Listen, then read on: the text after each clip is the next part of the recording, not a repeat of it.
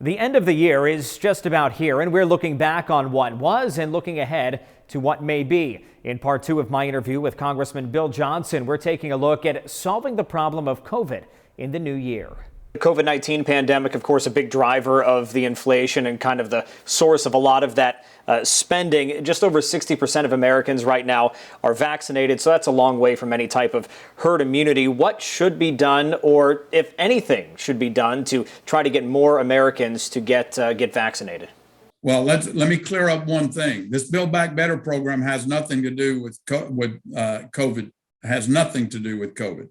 It's not going to help the COVID pandemic. That's not what that's about.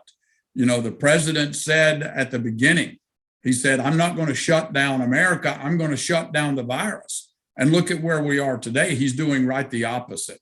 Between his vaccine mandates and his mask mandates, he's doing right the opposite. He's shutting down America and making it difficult for workers to come to work, making it difficult for businesses to operate.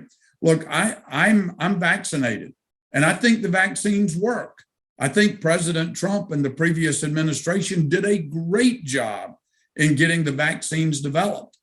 You might have noted here recently, even President Trump now is getting booed for getting a booster shot in a speech that he gave because the Biden administration has struck such fear and trepidation in the American people about these vaccines. But I believe the vaccination is an individual choice. It should be made between a person and their doctor, not mandated by the federal government. But I do believe the vaccines are effective in reducing your symptoms and keeping you out of the hospital and off of a ventilator, and it potentially saves lives. So I think the vaccines are a good thing. I would encourage anybody that can get it to get it, but I don't think the federal government should be mandating it. The majority of the people who are not getting vaccinated do identify as Republican. You said there that there is a party lines thing, not believing President Biden or being unhappy with how he's handled things. So what can be done to then persuade Republicans who may not want to do it because of partisan issues and nothing else? I don't know that those statistics are accurate. I don't know that we know what party affiliation people that are unvaccinated are or are not. I can tell you that lots of people have problems with the federal government telling them that they've got to get a vaccine or a vaccination or not.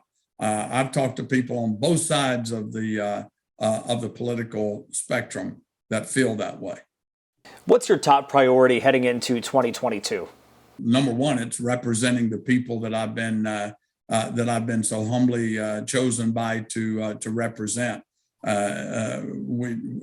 Creating jobs, putting forward policies that advance opportunity for better wages, for better jobs, getting our workforce back to onto the job.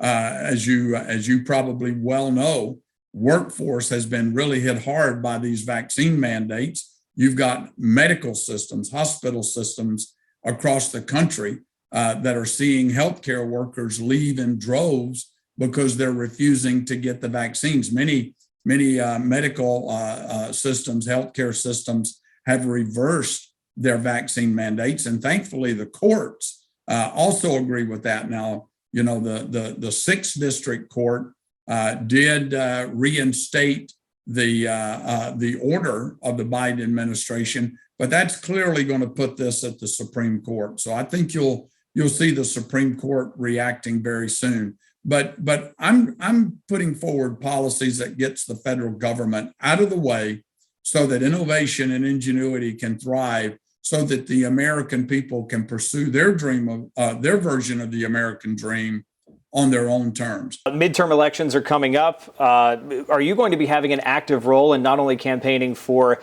yourself, but for other Republicans who are trying to flip seats in either the House or the Senate? Well, sure I am, because I think Republican values and Republican ideals are the better course for the American people. I'm running for re-election in 2022. But you better believe I'm going to do my part to help other Republicans get elected. You might remember that when I was first elected here in the Ohio Valley in 2010, I was the only state or federal elected official in this region of the state. Today, there are only Republicans here. I wonder why that is.